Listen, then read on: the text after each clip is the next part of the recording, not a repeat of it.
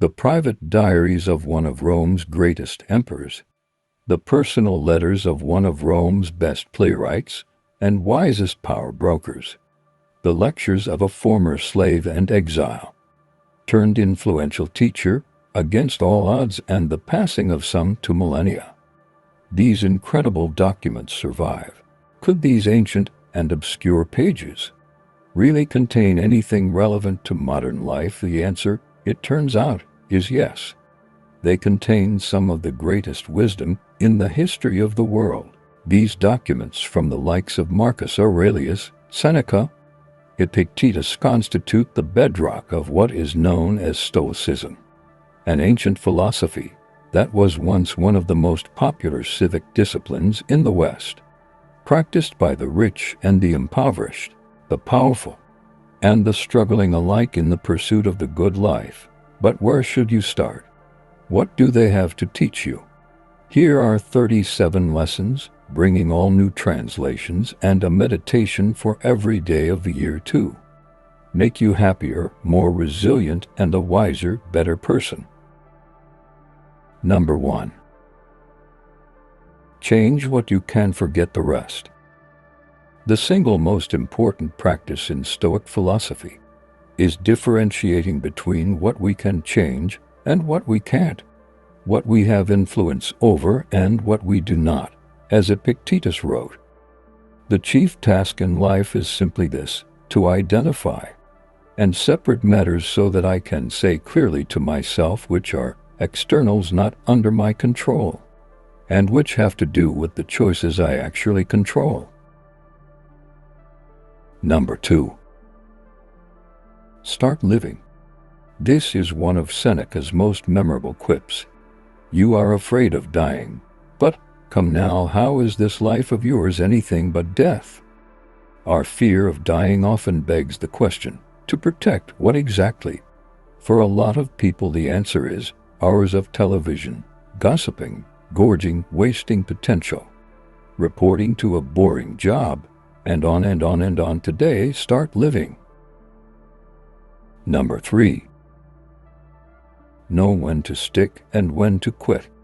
Think of those who, not by fault of inconsistency but by lack of effort, are too unstable to live as they wish, but only live as they have begun. Seneca. Number 4. Pause and be grateful. Think of all the things you can be grateful for today. That you are alive, that you live in a time primarily of peace, that you have enough health, leisure, and access to an internet connection to watch this video. As Seneca wrote to his friend Lucilius, in all things we should try to make ourselves be as grateful as possible. Number 5. Remember that you can't be broken. Someone can throw you in chains, but they don't have the power to change who you are. Even under the worst torture and cruelties that humans can inflict on one another, our power over our own mind and our power to make our own decisions can't be broken. As Epictetus has said, you can bind up my leg, but not even Zeus has the power to break my freedom of choice. Number 6. Always love. Here's Seneca quoting another Stoic. Hecate says, I can teach you a love potion made without any drugs, herbs, or special spell if you would be loved, love. The Beatles put it pretty well a few centuries later. In the end, the love you take is equal to the love you make, not just in politics, not just in tolerance, but in our personal lives. There is almost no situation in which hatred helps, yet almost every situation is made better by love. Number 7. Don't burn the candle on both ends. Seneca wrote in his essay on tranquility of mind that the mind must be given relaxation. It will rise improved and sharper after a good break. The mind is a muscle, and like the rest, it can be strained, overworked, even injured. Our physical health is also worn down by overcommitment, a lack of rest, and bad habits. Remember, life is a long haul.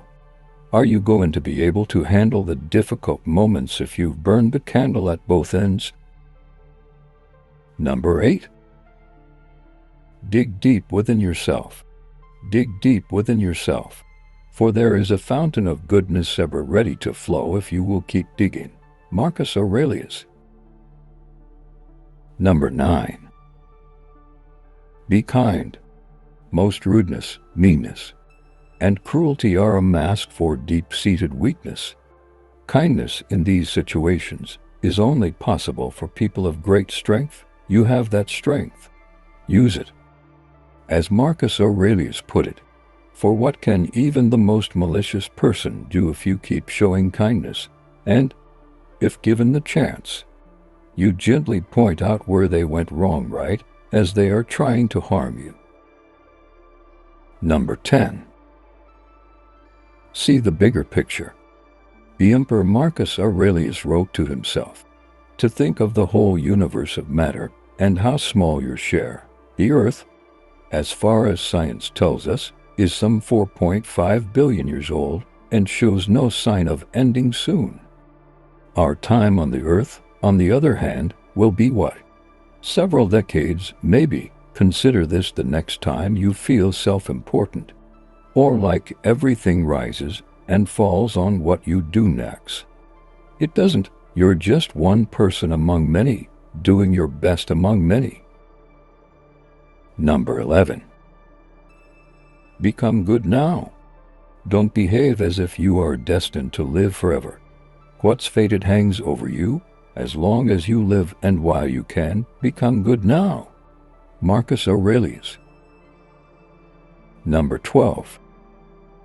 Focus inward, don't judge others. Let philosophy scrape off your own faults, rather than be a way to rail against the faults of others, wrote Seneca. The proper direction of philosophy is focused inward, to make ourselves better and to leave other people to that task for themselves and their own journey. Leave other people to their faults. Number 13. You choose the outcome. Epictetus once told his students he was sent to prison, but the observation, he has suffered evil, is an addition coming from you. An event itself is objective. How we describe it, that it was unfair, or it's a great calamity, or that they did it on purposes. On us. Number 14. Be a force for good. In your life, it's not enough to just not do evil. You must also be a force for good in the world, as best you can. As Marcus Aurelius wrote, often injustice lies in what you aren't doing, not only in what you are doing. Number 15. Love your fate. Don't seek for everything to happen as you wish it would, but rather wish that everything happens as it actually will, then your life will flow well. Epictetus said, instead of simply accepting what happens, the Stoics are just to actually enjoy what has happened, whatever is. Nietzsche, many centuries later, coined the perfect expression to capture this idea, anarphatia, love of fate. It's not just accepting, it's loving everything that happens. Number 16. Watch your words. Better to trip with the feet than with the tongue, Zeno wrote. You can always get up after you fall, but remember, what has been said can never be unsaid, especially cruel and hurtful things. Number 17. Make an inward change. Outward transformation in our clothes, in our cars, in our grooming might feel important but is superficial compared with the inward change. That's the real change we need to focus on. Keep Seneca's advice in mind. Inwardly, we ought to be different in every respect, but our outward dress should blend in with the crowd. Number 18. Take a walk. Throughout the ages, philosophers, writers, poets, and thinkers have found that walking offers an additional benefit, time and space for better work. As Nietzsche would later say, it is only ideas gained from walking that have any worth. Or here is Seneca, we should take wandering outdoor walks, so that the mind might be nourished and refreshed by the open air and deep breathing. Number 19. Don't be ashamed to ask for help. Don't be ashamed of needing help. You have a duty to fulfill, just like a soldier on the wall of battle. So, what if you are injured and can't climb up without another soldier's help? Marcus Aurelius. Number 20. Do your job. In his Meditations, Marcus Aurelius asks himself, "What is your vocation?" He then answers, "To be a good person." The Stoics believed above all else that our job on this earth is to be a good human being. It is a basic duty, yet we are experts at coming up with excuses for avoiding it. As Coach Boo Belly had put it, do your job. 21. Look at the night sky. Marcus Aurelius wrote to watch the stars in their courses, and imagine yourself running alongside them. Looking at the beautiful expanse of the sky is an antidote to the nagging pettiness of earthly concerns, and it is good and sobering to lose yourself in that as often as you can. 22. Seize the day. As each day rises, welcome it as the very best day of all, and make it your own possession. We must seize what flees. Seneca. 23. Trust yourself. In Seneca's essay on tranquility, he uses the Greek word euthymia, which he defines as believing in yourself and trusting that you are on the right path, and not being in doubt. By following the myriad footpaths of those wandering in every direction, know where you are going. Trust yourself and don't be distracted by others. 24. Remember, you are going to die. Let each thing you would do, say, or intend be like that of a dying person. Marcus Aurelius wrote, "Don't let another day tick away in ignorance of the reality that you're a dying person. We are. Can today be the day we stop pretending otherwise?" 25. Review your day. In a letter to his older brother Novatus, Seneca describes a beneficial exercise he borrowed from another prominent philosopher. At the end of each day, he would ask himself variations of the following questions. What bad habit did I curb today? How am I better? Were my actions just? How can I improve? Take the time today and review your day. 26. Watch the wise. Seneca wrote that without a ruler to do it against, you can't make crooked straight. That is the role of wise people in our lives, to serve as model and inspiration, to bounce our ideas off and test our presumptions. Who that person will be for you is up to you, but pick someone. Watch what they do and what they don't do, and do your best to do the same. 27. Perfect your character. This is the mark of perfection of character, to spend each day as if it were your last, without frenzy, laziness, or any pretending. Marcus Aurelius. 28. You can't have it all. Learn to prioritize. Don't set your heart on so many things, says Epictetus. Prioritize. Train your mind to ask, do I need this thing? What will happen if I do not get it? The answers to these questions will help you relax, help you cut out all the needless things that make you too busy to be balanced or happy. 29. Be prepared for sudden attacks. The art of living is more like wrestling than dancing, because an artful life requires being prepared to meet and withstand sudden and unexpected attacks. Marcus Aurelius. 30. Kill your ego and self-delusion. Self-deception. Delusions of grandeur. These aren't just annoying personality traits. Ego is more than just off-putting and obnoxious. Instead, it's the sworn enemy of our ability to learn and grow. As Epictetus put it, it is impossible for a person to begin to learn what he thinks he already knows. 31. Receive honors and slights the same way. Do not take the slights of the day personally, or the exciting rewards and recognitions either. Trivial details like the rise and fall of your position say nothing about you as a person. Treat both success and failure with indifference. Focus on doing and being your best. The effort has to be enough. Become immune to the seduction of external events, as Marcus Aurelius put it. Receive without pride, let go without attachment. 32. You always have a move to make. In tight situations you need energy, creativity, and above all faith in yourself. Defeatism won't get you anywhere except defeat. Focusing your entire effort on the little bit of room, the tiny scrap of an opportunity, is your best shot.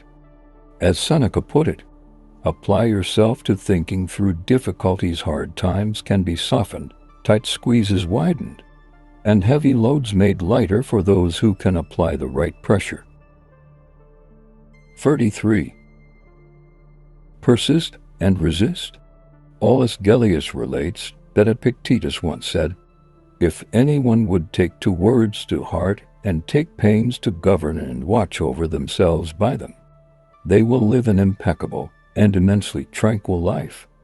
The 2 words are persist and resist. Persist in your efforts despite any obstacles you might face, and resist naysayers, discouragement, and distractions. 34. Don't sell yourself too cheaply. I say, let no one rob me of a single day who isn't going to make a full return on the loss. Seneca wrote in one of his essays, because we don't exactly know how many days we'll be alive, and because we try our hardest not to think about the fact that someday we'll die, we're pretty liberal with how freely we spend our time. We let people and obligations impose on that time, only rarely asking. 35. Remember, we are all mortal. Both Alexander the Great and his mule keeper were both brought to the same place by death. Marcus Aurelius wrote, "We all face the same end. Whether you conquer the known world or shine the shoes of the people who do, at the end death will be a radical equalizer, a lesson in abject humility. In death, no one is better, no one is worse." 36. Accept the haters as they are. The Stoic does 2 things when encountering hatred or ill opinion in others. They ask, is this opinion inside my control? If there is a chance for influence or change, they take it. But if there isn't, they accept this person as they are. Our job is tough enough already. We don't have time to think about what other people are thinking, even if it's about us. 37. Cultivate empathy and selflessness. As Seneca observed, it's possible to learn to rejoice in all their successes and be moved by their every failure. This is what a virtuous person does. They teach themselves to actively cheer for other people, even in cases where that might come at their own expense, and to put aside jealousy and possessiveness. You can do that too.